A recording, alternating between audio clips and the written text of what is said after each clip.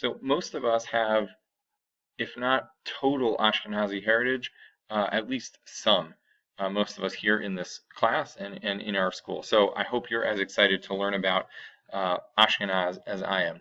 When we talk about being Ashkenazi, most of us usually are referring to Eastern Europe, like Poland, Lithuania, and Hungary, which actually happens much later. Ashkenaz really first starts out around here in Germany and France. Um, More of like Central / Western Europe. Not as far west, of course, as Sfarad, which we learned about uh, last semester, and we're going to learn a little bit more about later on. And we're going to talk today about some of the differences between Sfarad over here in Spain and Ashkenaz over here. And then later, as we go on in the next few months, we're going to move eastward to Poland, Hungary, Lithuania, etc., and Russia, of course, where a lot of probably our grandparents are from. So the name Ashkenaz is really interesting. It appears first in the Torah in Sefer Breshit, and it appears in some other places in Tanakh. It refers to one of the sons of Japhet, the son of Noach, and it's really unclear how Ashkenaz became the name of the Jews living here. Sfarad is pretty easy why it was the Jews from here are called Sfaradim. Sfarad refers to Spain.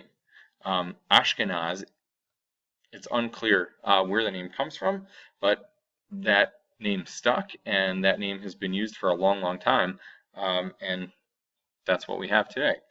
Um, what's important to It's important to understand that a lot of what we're going to be discussing right now is in general terms, meaning there are going to be a lot of exceptions to the things we're talking about, like when we talk about how someone got from one place to another, because not everyone got there in the same way.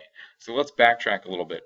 Here is Eretz Yisrael, or what was at some point called Judea, as we learned about at the beginning of the year.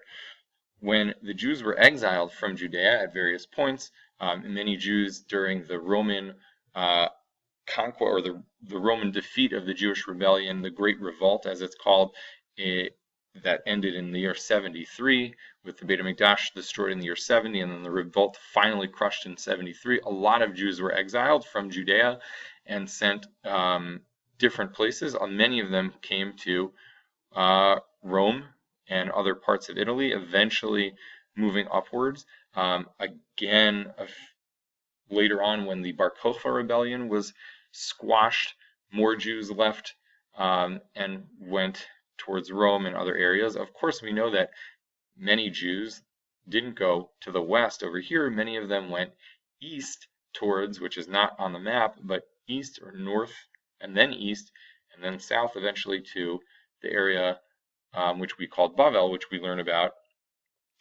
last semester as well. So Jews, some from Bavel and many from Eretz Yisrael, get to here. Italy, southern Italy, eventually make their way upwards, and they move and they set up communities in France, in Germany, and eventually even some of them are in England. This is all happening over the course of many, many years. So the very first communities that were living in Italy was probably in the first, second, third century maybe, but there really weren't big communities and significant communities, and the communities that we really refer to as Ashkenaz until around the 900s. So when we say when did the Ashkenazi community really begin, even though there may have been small pockets of Jews in some of these areas, the real communities in Ashkenaz were first established in around the 900s. How'd they get there, and why did they get there? So basically, like many stories like this where Jews end up in different places, is basically they go where they can survive. And survival doesn't just mean free from persecution, but survival also means to be able to support their families and to have, put food on the table and to make a living. So they go to where that happens, and the Jews had a lot of connections, because remember, Jews had still maybe some relatives or people they knew near Eretz Yisrael. all the way east also. In Bavel, there were Jews. Jews may have known other Jews in the West, like in Spain or in North Africa. So Jews were able, they had connections and they were able to trade. And they were good for that type of business, for trading. So when they go up north, they end up going towards rivers. Why do you think it's really important to live near a river? So big cities often are near ports, near rivers. Even today, like New York, on the Atlantic Ocean, or Lake Erie here, where Cleveland was set up, because there's water, and especially in a time when there weren't cars or trains or planes, rivers are like highways where you can ship goods and people much faster than just schlepping schlepping them using animals or walking. So especially along this big river called the Rhine River, there were a bunch of little communities that started popping up along the river in Germany and then also in France as well. So, like I said, we're talking in generalizations. Of course, there may have been Jews that came from Bavel to Ashkenaz, while there also were a lot of Jews that came from Israel to Ashkenaz. There were Jews that came up from Italy, or there are Jews that may have come from Spain. There are Jews that may have come from, different ways. But in general, it's Jews who come from Judea to Rome, up north, and then establish their new communities in Ashkenaz. At the time, like I said, we're talking 900s, 1000, around that time. So who are the two main powers in this area, in Europe, in North Africa, in the Middle East? The two main powers, as we've learned about so far this year, we're talking the Muslims and the Christians. And they're kind of battling it out. So the Muslims, there was a big Muslim conquest in the 7th and 8th century, moving all along North Africa, taking the Iberian Peninsula here, and they didn't quite make it past here, with the Pyrenees Mountains kind of blocking them from getting into France, and eventually the Christians come back down here and they take it back, but that's much later on, and we're going to get back to that in a few weeks. But it's important to know that the two main powers in the world at the time are the Christians and the Muslims. We discussed already where Ashkenaz is in terms of France, what's today France, and Germany, or northern France really, and Germany, and also some of England. But at the time, obviously, the names were different. This map is actually a little later than the 900s. It's a few centuries later. So we discussed why they got there and how they got there, because that was where they could make a living, and along the river in particular is where they set up their communities, because that just makes the most sense. To be far away from water is going to be much harder to set up a community, and it's harder to earn a living. If you're going to make goods, it's going to be harder to sell them and ship them, and if you're going to be a merchant, it makes perfect sense to be along the river. And the economies of these countries, of these areas, really wanted people like the Jews to come and help boost their economy, especially with their trading that they could introduce. They could be able to trade goods, provide goods that they didn't necessarily have here if they had connections with someone elsewhere to bring in those goods that they didn't have. So the Jews were pretty welcome early on in places like this, because it was really helpful to have them. Eventually, the Jews started they were peddlers. They bought and sold, small goods, and eventually they built up their own personal economy, and they made a better life for themselves, and they were able to get better jobs, kind of like immigrants today. They come to a country, they're kind of, do lower level jobs, and then eventually they build themselves up, and then their children and grandchildren usually have better jobs. So that was kind of the way things went for the Jews, except for eventually the Christians created what is called a guild, or guilds. And so in these guilds are basically like a club, where you have to have membership. So if you're going to be a tailor or a shoemaker, you had to be a member of the guild. So Christians, they started saying, well, we don't want the competition from these Jews, because if, the more tailors there are, then the harder it is for me to make a living. So we're going to not allow the Jews to be in the guilds. And we see throughout Jewish history in Europe, a lot of kind of exclusionary, prejudicial rules are made like this to harm the Jews. People, if things are going bad, it's easy to pick on, someone who's different.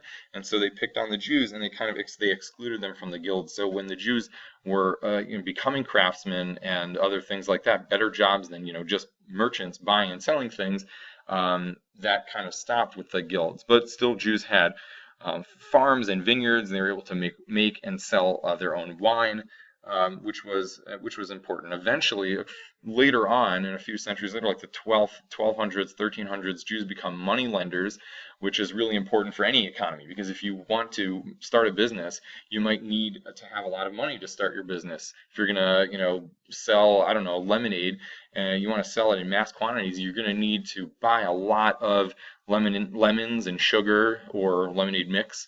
So you're going to need to borrow a lot of money in order to do that if you don't have all the money right now. So there's a problem, because the Christians had a strict laws about lending with interest, like it says in the Torah, right? You can't lend with interest. So we're not going to get into why particularly that law in the Torah the Christians were strict about, but they were, and therefore business doesn't really work if no one's going to be able to lend money. So the Jews were able to lend money to non-Jews, so that was kind of helpful. Of course, when the Jews were the ones who were the lenders, and lots of Christians owed Jews money with interest, eventually, a lot of times they would get angry and take things out on the Jews. And we'll see later on how that wasn't really so pleasant. But basically, so we talked about the Jewish economy doing things like first merchants, then they were craftsmen. They also had farms, vineyards, and eventually they became money lenders. In terms of the Jewish communities themselves, they kind of function, each community, or kahal or kehillah, they kind of had their own internal legal political system. So like if someone violated a law that was decided by the leaders of that particular Jewish community, they could be punished through cherem. They would be excommunicated. That's what cherem is. A person didn't want to be put in cherem, so they would follow the laws of the community, even if they might not want to follow the laws of the community because they thought those laws were good and right, which usually they were. But even if they didn't care about that, they would follow them because they didn't want to be put in cherem, excommunicated. It wasn't that the Jews lived in ghettos, which we'll see later on, that happens, but at this point the Jews weren't living in ghettos. They lived in the same cities as the non-Jews, but they kind of had their own little areas that they chose to live within themselves, but it wasn't that they were forced to live in a separate community. Finally, the last point is it's important to understand the religious makeup of the Jews of Ashkenaz.